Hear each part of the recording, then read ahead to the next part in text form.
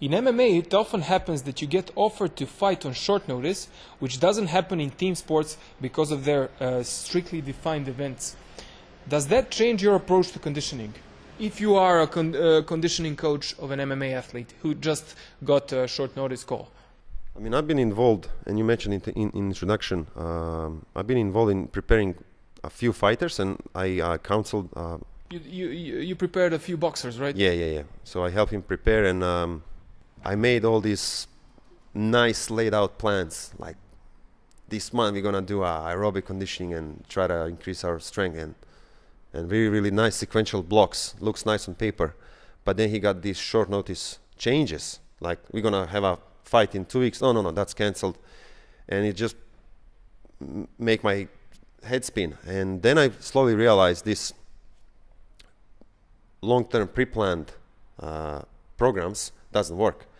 And I started developing this Agile Periodization concept, and something that I like to call MVP, or Minimum Viable Performance and Minimum Viable Program. So what you need to make sure is that you are always not very far from competition ready. So you don't want to get fat, you don't want to get slow, you don't want to get, just after a fight, you don't want to sit too long on a couch. What about two into general preparation period?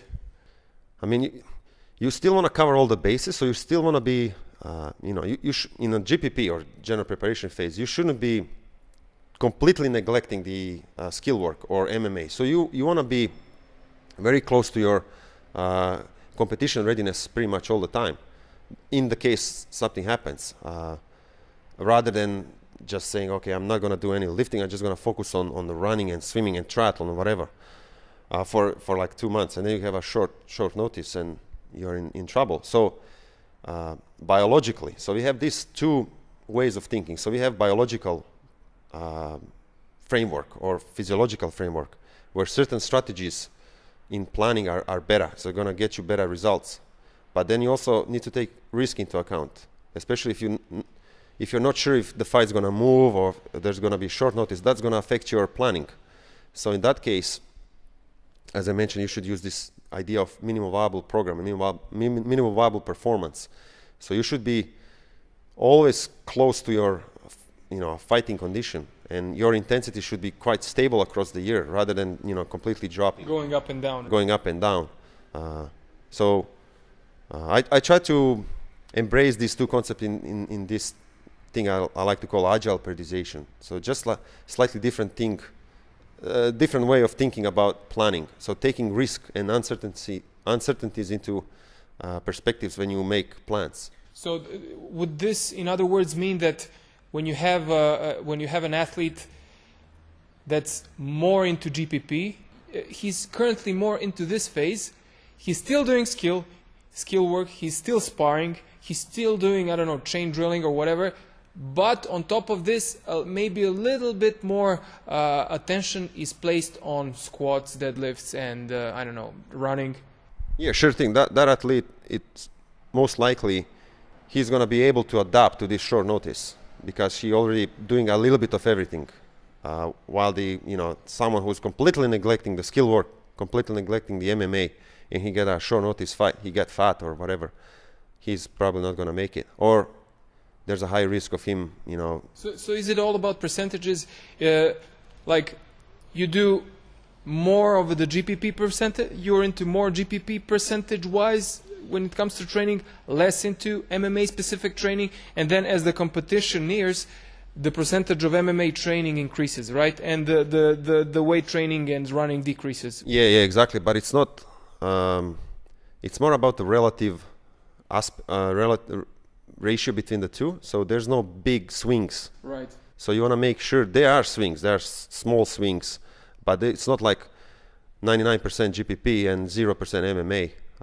That shouldn't, can happen for a week or two after a fight, but in your preparatory period or pre-fight period, that should stay quite constant across the year, and with small swings.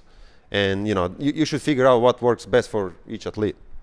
Right, and the nearer the competition gets, the less in strength and conditioning work you do, right?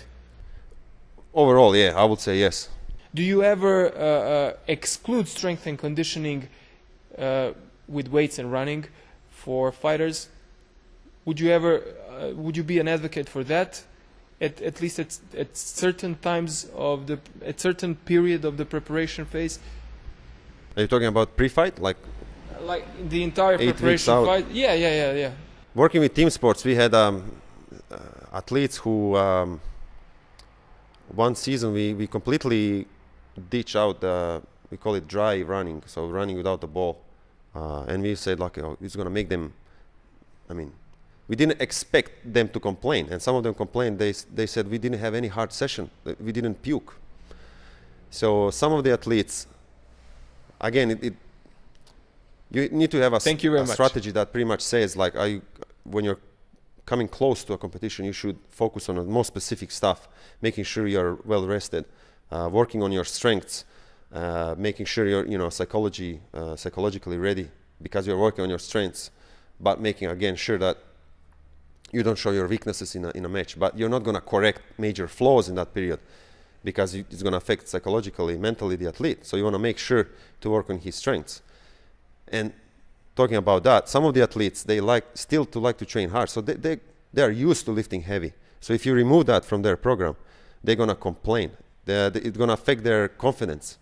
So again, always comes to individual athlete. Again, the general rule of thumb is you want to make sure the specific work is covered, but specific work being covered doesn't mean that you need to remove everything else. So some of the athletes might actually enjoy doing some GPP work in that period. It might make them more relaxed. Again, over the time, you should figure out what each of your fighters like to do in that period, and that's what I mentioned before. 4 to 8 weeks before a match, you should already have a strategy in place. It's not the time to experiment. If you want to take your mental game to the next level, check out my mental training for MMA 2.0, a fighter's guide to mental toughness instructional.